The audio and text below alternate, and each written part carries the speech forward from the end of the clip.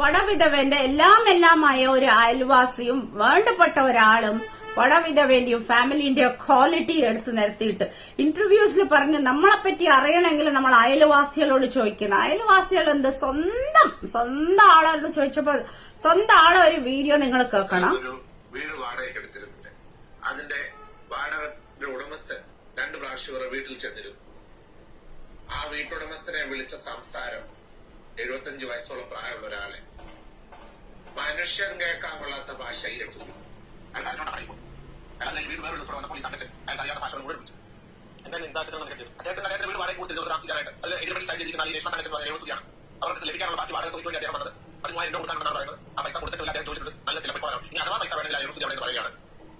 അവിടെ സെക്രട്ടേറിയൽ ഇന്ന സെല്ലിനകത്ത് സുതി അവിടെ കിടക്കൊണ്ട് പോയി വെച്ചതാണ്. അങ്ങനെ പറഞ്ഞു. കേട്ടില്ലേ? ഇതാണ് അവളെ കുടുംബക്കാരെയും അവളെയും അവളെ കുടുംബക്കാരെയും ക്വാളിറ്റി.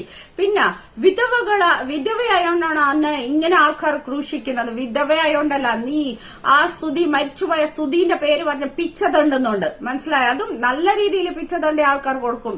പറ്റിച്ചിട്ട് പിച്ച തണ്ടുന്നുണ്ടല്ലോ. അതുകൊണ്ട് വിധവകൾ എന്ന് പറഞ്ഞിട്ടുണ്ടെങ്കിൽ കലാഭവൻ മണീന്റെ ഭാര്യയും വിധവയാ. ഒരു ദിവസം സോഷ്യൽ മീഡിയയിൽ വന്നിട്ടില്ല, അവരെല്ലാം പേര് പറഞ്ഞിട്ട് കലാഭവൻ മണീന്റെ പേര് പറഞ്ഞിട്ട് പിച്ച തണ്ടണമെങ്കിൽ ഇന്ന് എവിടെ എത്തിയനായിരുന്നു.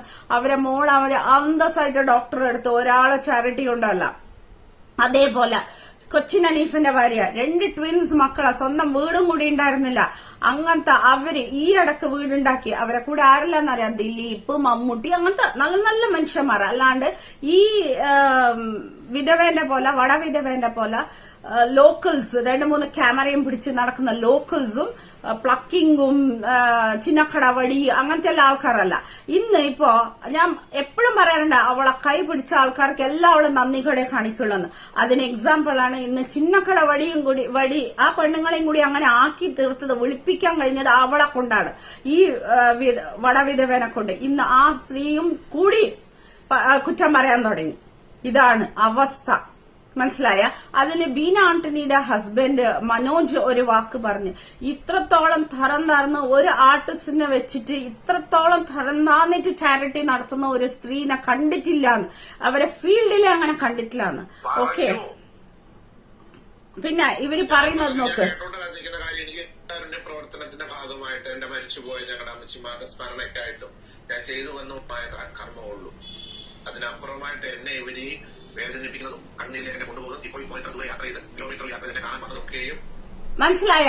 ഇയാളെയും കുറെ ഉപദ്രവിച്ചിട്ട്. ഇതാണ് വടവിധവന്റെ ക്വാളിറ്റി.